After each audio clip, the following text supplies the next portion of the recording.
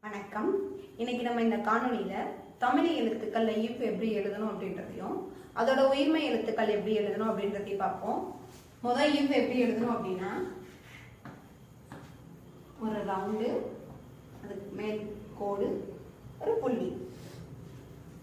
வா எப்படி எழுதணும் அப்படின்னா, ரவுண்டு கோடு மட்டும்.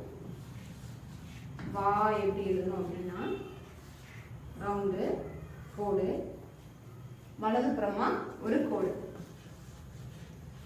வி எப்படி எழுதணும் அப்படின்னா, வலதுபுற கோடு, மேல் நோக்கி ஒரு கோடு. வி எப்படி எழுதணும் அப்படின்னா, வலதுபுற கோடு, ரெண்டு கோடு. வு எப்படி எழுதணும் அப்படின்னா,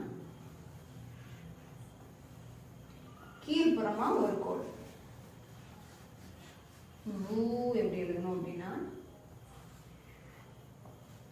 கீழ்ப்புறமா ரெண்டு கோடு.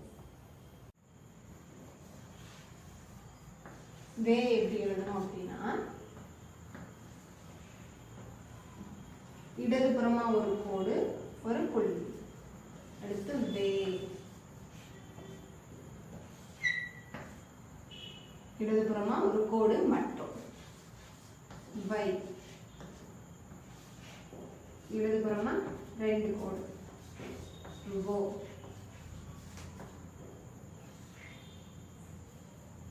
இடதுபுறம் ஒரு கோடு, வலதுபுறம் ஒரு கோடு, ஒரு புள்ளி.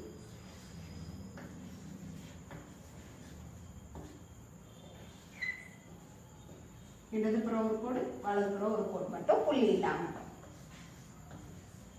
வௌ எப்படி எழுதணும் அப்படின்னா, இடதுபுறம் ரெண்டு கோடும், வலதுபுறம் ஒரு கோடு. அடுத்த காணொலியில நம்ம லா எப்படி எழுதணும் அப்படின்றத பார்ப்போம். கற்போம், கற்பிப்போம். நன்றி.